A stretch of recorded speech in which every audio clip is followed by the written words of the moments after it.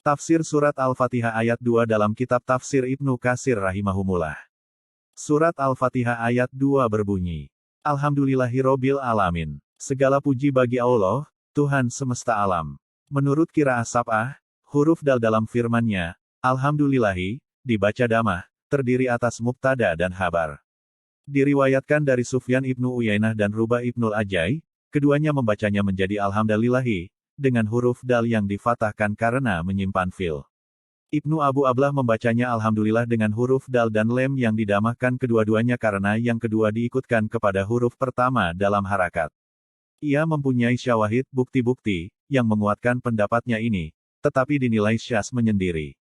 Diriwayatkan dari Al-Hasan dan Zaid ibnu Ali bahwa keduanya membacanya Alhamdulillahi dengan membaca kasroh huruf dal karena diseragamkan dengan harakat huruf sesudahnya.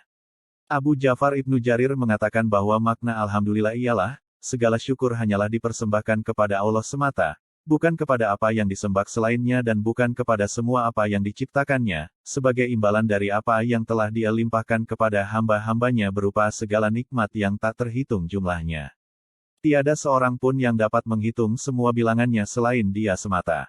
Nikmat itu antara lain adalah tersedianya semua sarana untuk taat kepadanya, kemampuan semua anggota tubuh yang ditugaskan untuk mengerjakan hal-hal yang difardukan olehnya. Selain itu Dia menggelarkan rezeki yang berlimpah di dunia ini buat hambanya dan memberi mereka makan dari rezeki tersebut sebagai nikmat kehidupan buat mereka, padahal mereka tidak memilikinya. Dia mengingatkan dan menyeru mereka agar semuanya itu dijadikan sebagai sarana buat mencapai kehidupan yang abadi di dalam surga yang penuh dengan kenikmatan yang kekal untuk selama-lamanya. Maka segala puji hanyalah bagi Tuhan kita atas semua itu sejak permulaan hingga akhir. Ibnu Jarir mengatakan bahwa Alhamdulillah adalah pujian yang digunakan oleh Allah untuk memuji dirinya sendiri, termasuk di dalam pengertiannya ialah Dia memerintahkan hambanya untuk memanjatkan puji dan sanjungan kepadanya. Seakan-akan Allah subhanahu wa ta'ala bermaksud, katakanlah oleh kalian, segala puji hanyalah bagi Allah. Ibnu Jarir mengatakan, ada kalanya dikatakan, sesungguhnya ucapan seseorang yang mengatakan Alhamdulillah merupakan pujian yang ditujukan kepadanya dengan menyebut asmanya yang terbaik dan sifatnya yang maha tinggi. Sedangkan ucapan seseorang, segala syukur adalah milik Allah, merupakan pujian kepadanya atas nikmat dan limpahan rahmatnya. Kemudian Ibnu Jarir mengemukakan bantahannya yang kesimpulannya adalah, semua ulama bahasa Arab menyamakan makna antara alhamdu dan asyukru, antara puji dan syukur. Pendapat ini dinukil pula oleh As-Sulami, yaitu pendapat yang mengatakan bahwa puji dan syukur adalah sama pengertiannya, dari Ja'far As-Sadiq dan Ibnu Atta, dari kalangan ahlu tasawuf.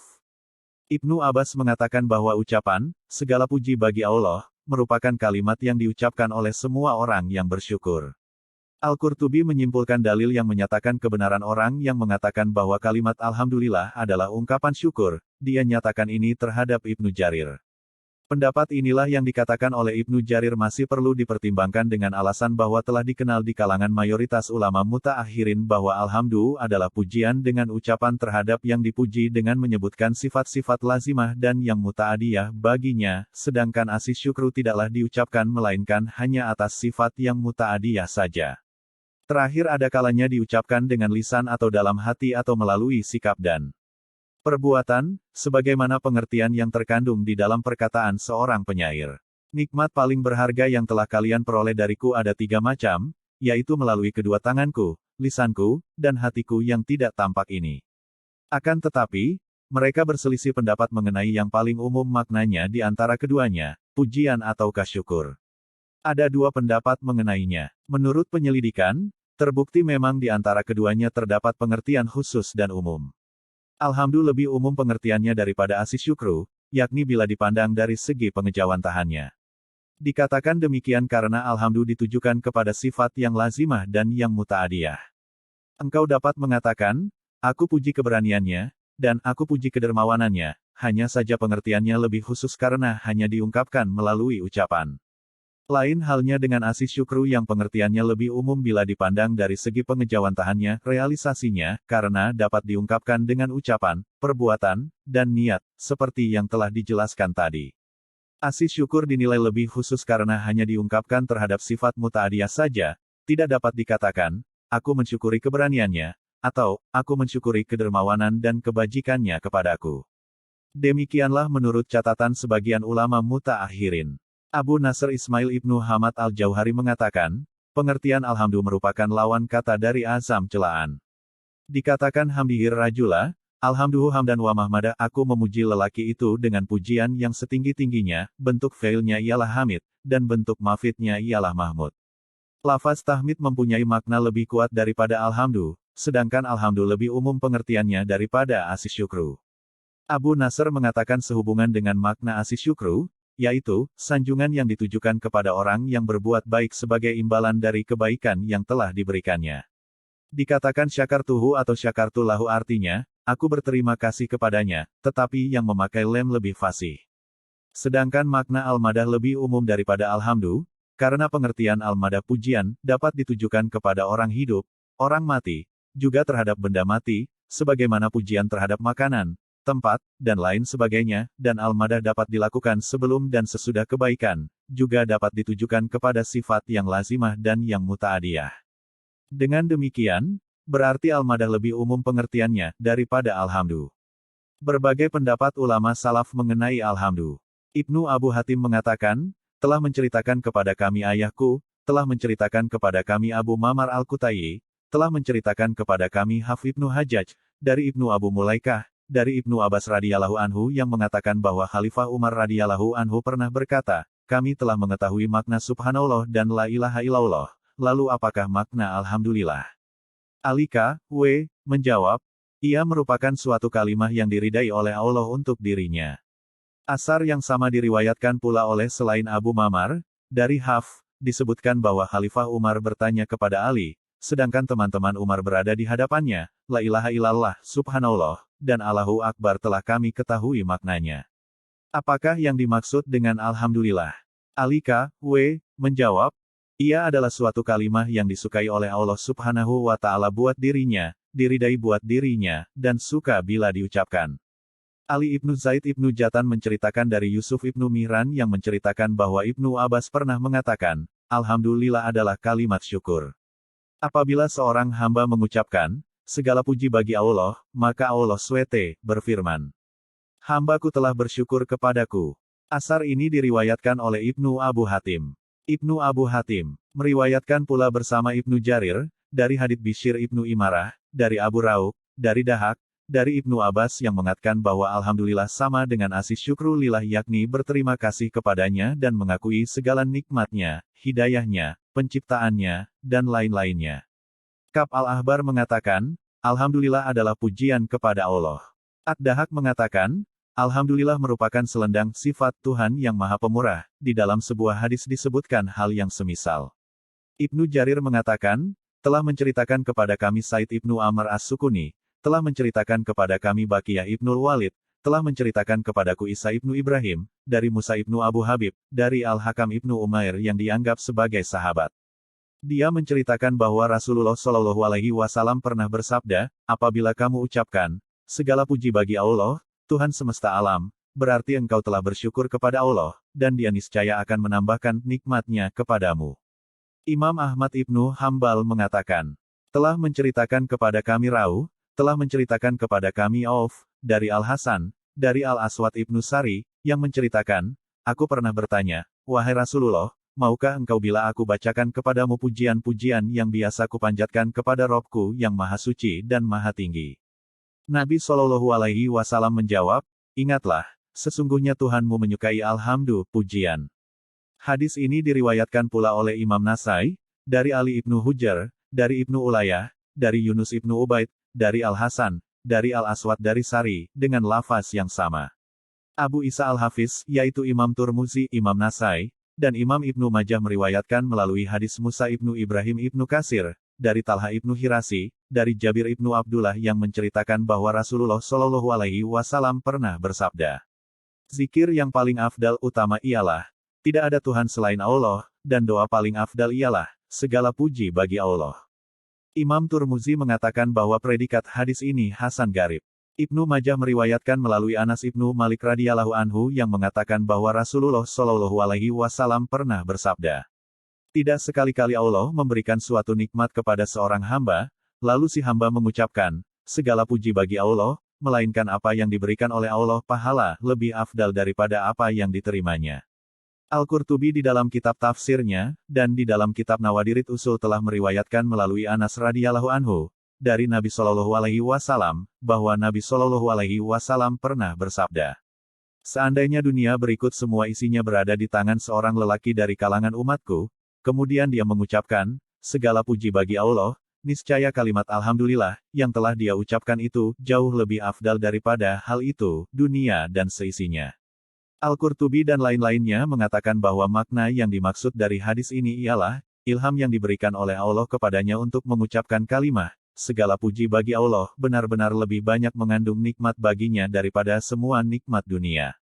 Dikatakan demikian karena pahala memuji Allah bersifat kekal, sedangkan nikmat dunia pasti lenyap dan tidak akan kekal. Allah SWT telah berfirman, "Harta dan anak-anak adalah perhiasan kehidupan dunia, tetapi amalan-amalan yang kekal lagi saleh adalah lebih baik pahalanya di sisi Tuhanmu serta lebih baik untuk menjadi harapan."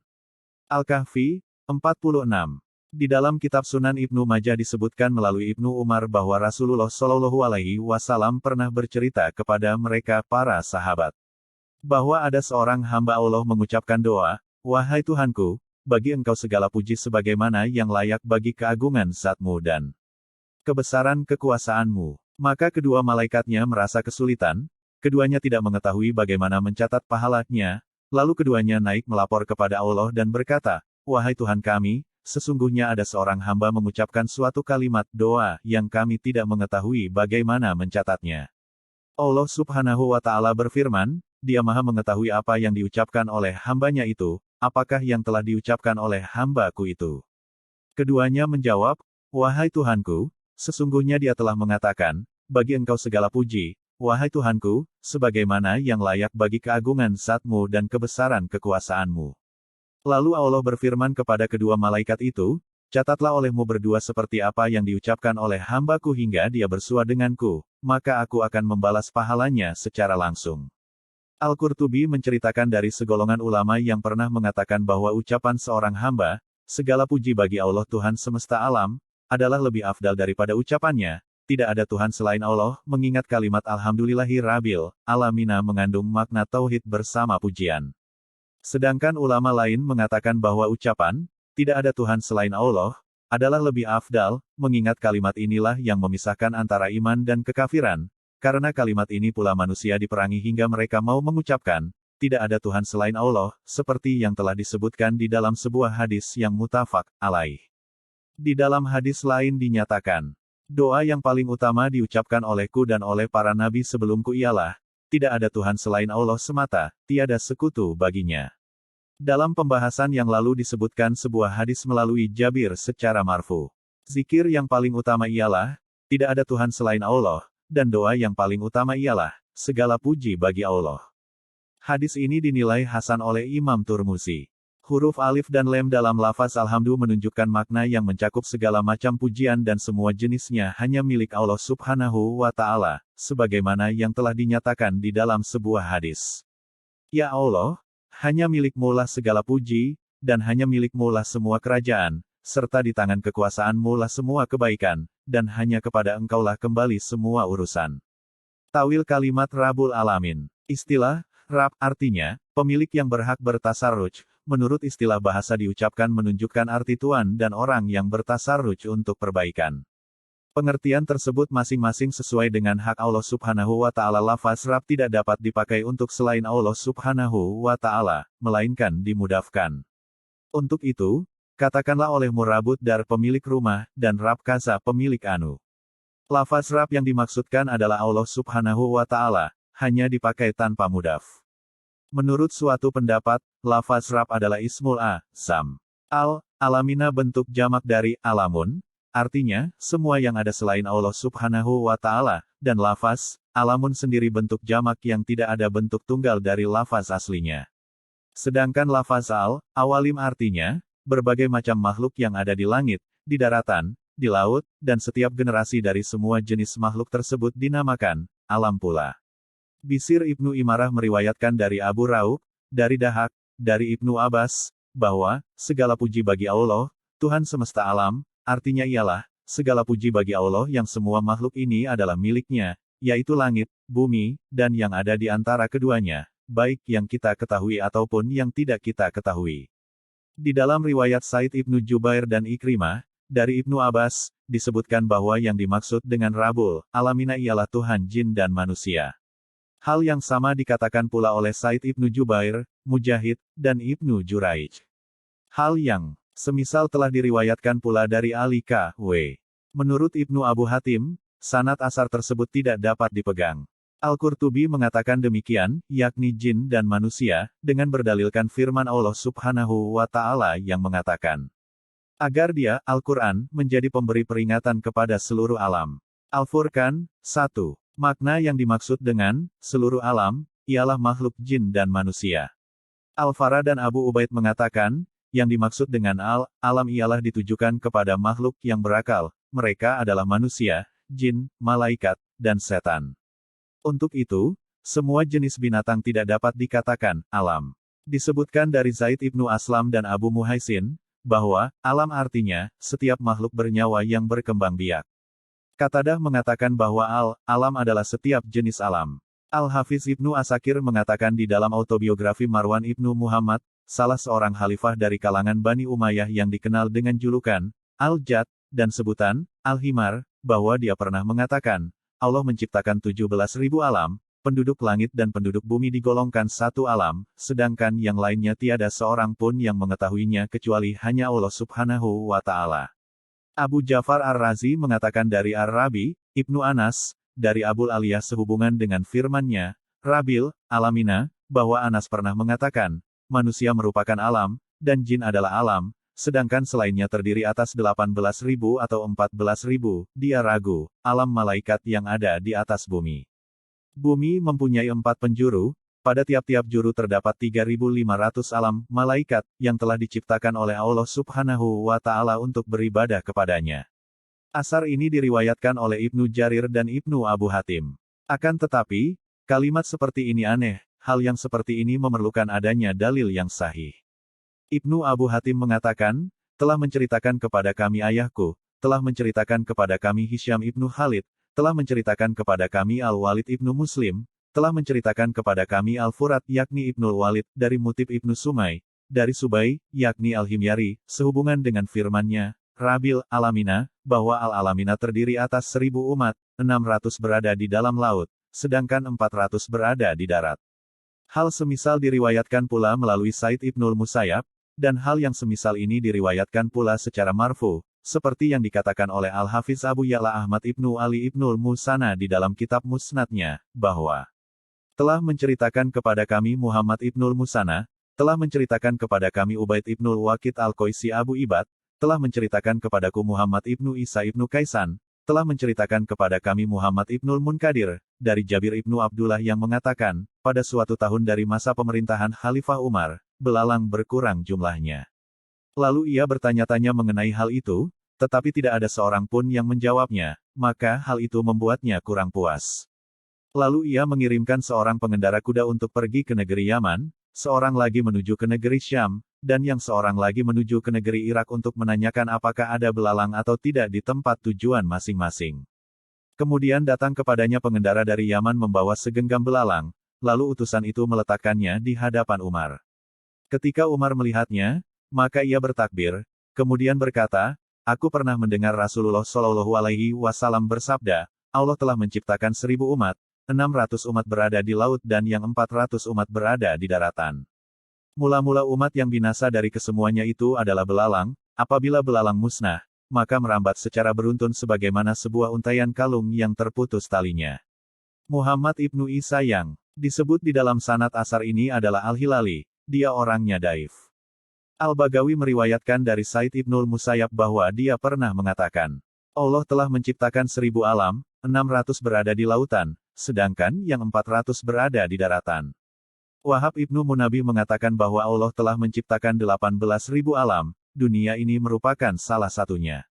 Mukatil mengatakan bahwa alam-alam itu seluruhnya ada 80.000. Kab al-Ahbar mengatakan, tiada seorang pun yang mengetahui bilangan alam kecuali hanya Allah SWT. Semua yang telah disebutkan ini dinukil oleh Al-Bagawi. Al-Qurtubi meriwayatkan melalui Abu Said Al-Khudri yang mengatakan bahwa sesungguhnya Allah telah menciptakan 40.000 alam, sedangkan dunia ini dari timur hingga barat merupakan salah satu darinya. Tafsir Surat Al-Fatihah ayat 2 dalam kitab Tafsir Ibnu Katsir rahimahumullah. Surat Al-Fatihah ayat 2 berbunyi, Alhamdulillahirobbil alamin. Segala puji bagi Allah, Tuhan semesta alam. Menurut Qiraah Sab'ah, huruf dal dalam firman-Nya, Alhamdulillahi, dibaca damah, terdiri atas mubtada dan khabar. Diriwayatkan dari Sufyan ibnu Uyainah dan Rubah ibnul Ajai, keduanya membacanya menjadi Alhamdulillahi, dengan huruf dal yang difathahkan karena menyimpan fil. Ibnu Abu Ablah membacanya Alhamdulillah dengan huruf dal dan lem yang didamahkan kedua-duanya karena yang kedua diikutkan kepada huruf pertama dalam harakat. Ia mempunyai syawahid bukti-bukti, yang menguatkan pendapatnya ini, tetapi dinilai syadz menyendiri. Diriwayatkan dari Al-Hasan dan Zaid ibnu Ali bahwa keduanya membacanya Alhamdulillahi dengan membaca kasroh huruf dal karena diseragamkan dengan harakat huruf sesudahnya.